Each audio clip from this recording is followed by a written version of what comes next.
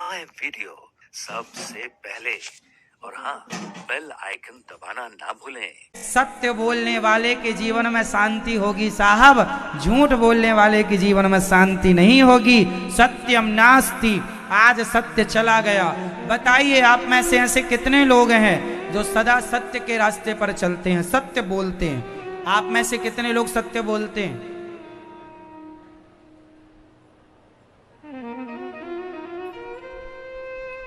कितने लोग हैं आप सत्य बोलते हैं? तो ये बताओ झूठ बोलते हैं? बोलो हाँ। तो आप ये बताओ झूठ बोलना पुण्य है कि पाप? जोर से। पाप। आपको पता है ना कि पाप है। मतलब आज का आदमी इतना निडर हो गया है, वो जान रहा है कि ये पाप है, फिर भी डरने को तैयार नहीं है। यही आज का सबसे बड़ा क्षति है, सबसे बड़ी। आज आदमी जान सब रहा है लेकिन डरता नहीं। वो नरक जाए तो जाए जी, मैं ब्रह्मा को नहीं डरता, ऐसा आदमी कहता है। जब डर ही नहीं है तो जिस बेटे को बाप का डर नहीं होता वो रास्ता भटक जाता है। जिस आदमी को धर्म का डर नहीं होता, दुर्योधन को भी धर्म का डर होता तो भरी सभा में अपने भौजाई के, अपने भाभी के कपड़े ना उतारता। धर्म का डर नहीं था, इसलिए तो महिला को कपड़े उतार के उसे निर्वस्त्र करने की सोच रहा है। रावण को डर नहीं था, इसलिए तो दूसरों की पत्नी को उठाकर ले आया। कहता है तुम मेरी बन जाओ। जिसके अंदर धर्म का डर होता है वो गलत काम नहीं करते। राम को डर था कि मेरा धर्म, राम से वनवास के लिए कहा, 14 साल का वनवास। राम जी कह देते मैं नहीं जाता। क्या कर लोगे? क्या कर लेता कोई? नहीं जाता मैं। नहीं, राम भी डरते थे। किससे? कहीं धर्म ना टूट जाए। राम वनवास ना जाते तो राम के हाथों धर्म टूट जाता, और राम ही धर्म तोड़ते तो फिर धर्म की बातें करता कौन? इसलिए आप ही धर्म तोड़ोगे तो धर्म निभाएगा कौन? कहां जाएगा धर्म? आपने तो सत्य बोलना छोड़ दिया। सत्य बोलना धर्म है, झूठ बोलना अधर्म है। धर्म न दूसर सत्य समाना, आगम निगम पुराण बखाना। सत्य बराबर तप नहीं, झूठ बराबर। इस धरती का सबसे बड़ा पाप क्या है वो बताओ मुझे। इस संसार का सबसे बड़ा पाप क्या है? बोलो जोर से। सबसे बड़ा पाप क्या है भैया बताओ? इस धरती का सबसे बड़ा पाप क्या है? झूठ बोलना। इस धरती का सबसे बड़ा पाप है झूठ बोलना, और सबसे बड़ा पुण्य है सत्य बोलना। आपके सामने पुण्य भी है, पाप भी है। अब आप फिर भी गलत रास्ते पर चलें तो भगवान जिम्मेदार नहीं है। आपके अपने गुनाह, अपने कर्म आपको दुखी करते हैं और आप आरोप लगाते हैं भगवान को। तो आप झूठ क्यों बोलते हैं? आपसे सवाल। महाराज जी व्यापार है, बिजनेस है, झूठ से ही चलता है।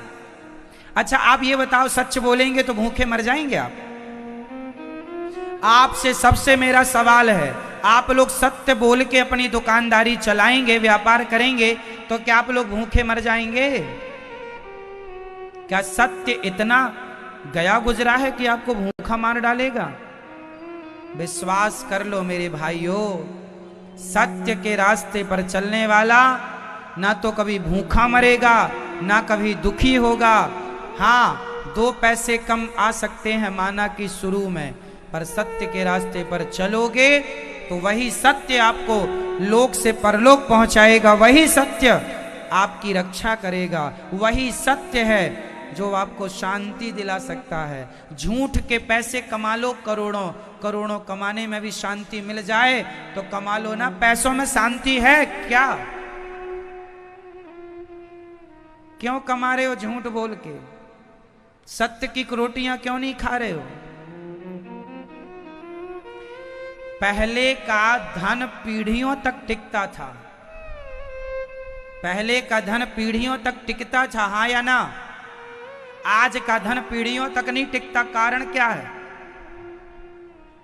पहले का धन ईमानदारी का था, तो ईमानदारी का धन बेटा बेटा बेटा बेटा तक जाता है, पीढ़ियों तक चलता है। बेईमानी का धन ज्यादा से ज्यादा 10 साल। बेईमानी के धन की आयु कितनी होती है? झूठ से कमाया धन, चोरी से कमाया धन, इसकी अधिक से अधिक आयु होती है 10 साल। 11वें साल तो चमड़ी निकाल के जाएगा। झूठ बोल के कमा लो, 10 साल बाद वो अपना रास्ता तैयार कर लेगा। इसलिए ईमानदारी से चलोगे तो तुम्हारे बेटे का बेटा भी तुम्हारे धन पर आराम से खाएगा, शांति से जीवन जिएगा। बेईमानी का तुम्हारी आंखों के सामने ना निकल जाए तो हमसे साइन करवा लेना स्टाम्प पर, कर लो बेईमानी। जो कर रहे हैं उनका बैकग्राउंड चेक कर लो, सुखी हैं वो? बाहर के बड़े दूर के ढोल सुहावने लगते हैं, बाहर से देखने में बड़ी बड़ी इमारतें खिंची हैं, अंदर घुसकर देखिए तो अंदर रो रहे हैं। पैसा बहुत, क्योंकि बेईमानी का है। बहू बेटे की खिंचा तनी चल रही है, बाप बे बाहर से महल दिख रहे हैं, वाह वाह कितना बड़ा आदमी है, पर अंदर घुट घुट के जी रहे हैं। नींद की गोलियां खाएं तो भी नींद ना आए। ये बेईमानी है, सोने भी नहीं देती, ताकते रहो उल्लू की तरह। बेईमानी करने में बड़ा मजा आता है, पर जो उसका परिणाम भोगना पड़ेगा खतरनाक है साहब। इसलिए भगवान से यही प्रार्थना करो, विधाता दाल रोटी चलती रहे। भगवान ने छाया दे रखी है, रहने को पहनने को कपड़े हैं, मेहनत से कमाएंगे साहब। 10 रुपए की चीज 11 में बेचना सही है, 1 रुपए का प्रॉफिट भी तो होना चाहिए, मेहनत करते हैं। 10 की चीज 20 में बेचना गलत है, 10 की 12 में बेच रहे हैं तो भी ठीक है, चलो ठीक है। 10 की चीज 15 में बेच रहे हैं, गलत। ये बेईमान, आपको पता है कि मैं गलत कर रहा हूं, बस वो आपको आएगा, अभी समय ठीक है, थोड़ा टाइम लगता है। क्या है मैया, आम की फसल आने में भी तो 5 साल लगती है ना। आम का पेड़ आप लगाएंगे आज तो फसल आएगी 5 साल बाद, आम की फसल थोड़ा लेट आती है। ऐसे ही तुम्हारे बुरे कर्मों की फसल भी थोड़ा 10 साल लेट है। आम की फसल 10 साल लेट होती है, 5 साल, आम की फसल 5 साल बाद आएगी, बुरे कर्मों की फसल 10 साल में आएगी। थोड़ा सब्र रखो, जो पाप किया है वो तुम्हारी आंखों के सामने निकलेगा। कैसे निकलेगा? विधाता निकालेंगे, गलत ना करना बस। आज गलत किए हो, अभी तक कान पकड़ के सॉरी भगवान से, हे प्रभु अपराध क्षमा करो, और धन को धर्म से जोड़ो, अपने धन को धर्म से जोड़ दो, और अब गलत काम नहीं करेंगे, ईमानदारी से दुकान चलाएंगे, ईमानदारी का खाएंगे। ईमानदारी से भी आदमी बढ़ सकता है। क्यों जी? ईमानदारी से चलने वाला क्या तरक्की नहीं कर सकता? लोग कहते हैं नहीं जी ईमानदारी से कोई तरक्की नहीं कर सकता, गलत कहते हैं लोग। आपकी नीति और नियत सही हो तो आप 1 कदम चलेंगे, भगवान आपको 10 कदम चलाएंगे। इस सत्य के संग भगवान होते हैं। अर्जुन का साथ दिया भगवान ने, दुर्योधन का नहीं दिया। भगवान कृष्ण किनके संगी बने? दुर्योधन के कि अर्जुन के?